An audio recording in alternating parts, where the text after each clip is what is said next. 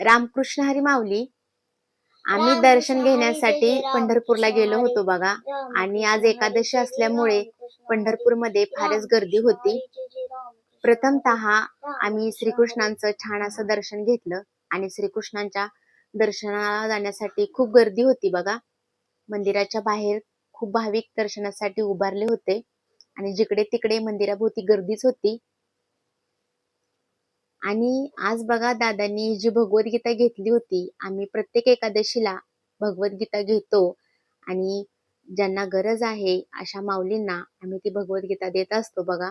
आणि आज कोणाचं नशीब आहे कोणाच ठाऊक, म्हणून श्रीकृष्णांना नमस्कार करण्यासाठी भगवद्गीता घेऊन मंदिरात गेलो आणि श्रीकृष्णांचं छान असं दर्शन झालं बघा.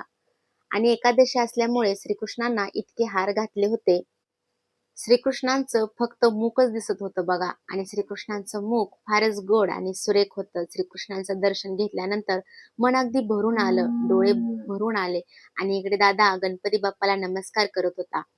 आणि श्रीकृष्णांना नतमस्तक होऊन दादानी आणि ताईनी दोघांनीही नमस्कार केला. नमस्कार करताना दादानी भगवद्गीता बाजूला ठेवली होती आणि तेव्हाच एका आजोबांनी त्या भगवद्गीतेला नतमस्तक होऊन नमस्कार केला.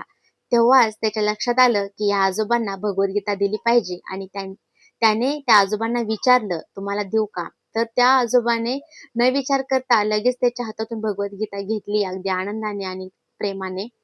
आणि ते म्हणाले की मला काय वाचता येत नाही, परंतु माझा नातू वाचेल, म्हणून त्याने ती भगवद्गीता घेतली बघा. फार प्रसन्न वाटलं. श्रीकृष्णांचं दर्शन झालं आणि भगवद्गीता लगेच त्या आजोबांनी घेतली. दादा माझा अगदी आनंदी झाला. त्याच्या हातूनच त्या आजोबांनी भगवद्गीता घेतली होती बघा. आणि नंतर आम्ही श्री विठ्ठल दर्शन घेण्यासाठी मंदिराकडे निघालो. माऊली, वैशाख महिन्यातील मोहिनी एकादशी ही खूप पवित्र एकादशी मानली जाते बघा. आणि श्री भगवान विष्णूंनी मोहिनी अवतार घेतला होता, म्हणून या एकादशीचे नाव मोहिनी एकादशी असे पडले होते बघा. परंपरानुसार जेव्हा समुद्र मंथनासाठी देव आणि दानवांमध्ये संघर्ष लागला होता, तेव्हा देवानी श्री भगवान विष्णूंनी म्हणजेच आपले श्री विठ्ठल यांनी मोहिनी अवतार घेतला आणि आपल्या देवदेवतांना अमृत दिले आणि दानवांना फसवले होते बघा. म्हणूनच या एकादशीचे नाव मोहिनी एकादशी असे पडले आहे. माऊली, जे कोणी मोहिनी एकादशीचे व्रत करेल त्यांच्या मनामध्ये चांगले विचार येतील, नकारात्मक ऊर्जा दूर निघून जाईल आणि मनामध्ये सकारात्मक विचार येतील. घरामध्ये सुख शांती प्राप्त होईल, मन अगदी आनंदी होईल आणि घर देखील आपलं शांत होईल. आणि आपल्या मुखामध्ये सतत विठ्ठलाचे नाम, हरिनामाचा गजर असं आपलं मन सतत बोलत राहील बघा माऊली. छान असं दर्शन आहे बघा श्री विठ्ठलांचं. सायंकाळची वेळ होती. तुम्ही देखील नामदेव पायरीचं छान असं दर्शन घ्या माऊली. आज एकादशी, मोहिनी एकादशी फारच मोठा दिवस आहे आणि आपल्या वारकऱ्यांसाठी, आपल्या भक्तांसाठी आज आपल्या पंढरपूरची खूप मोठी यात्रा बघा माऊली.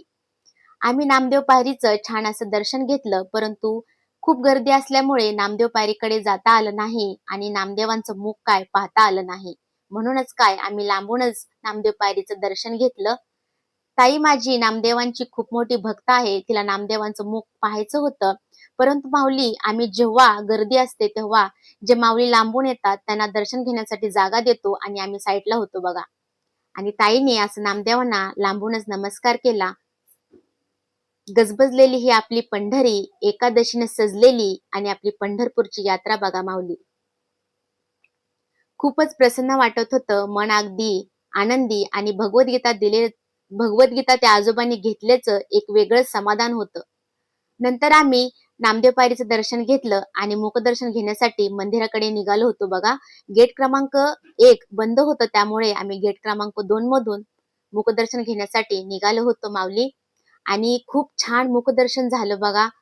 विठ्ठलांचं मुख आणि श्री रुक्मिणी आपल्या माऊली यांचं तर फारच छान दर्शन झालं. मंदिरामध्ये गर्दी नव्हती, खूप छान दर्शन झालं बघा माऊली. हे आपलं पश्चिम द्वार. दादा आणि ताई फार आनंदी झाले. रामकृष्ण हरी.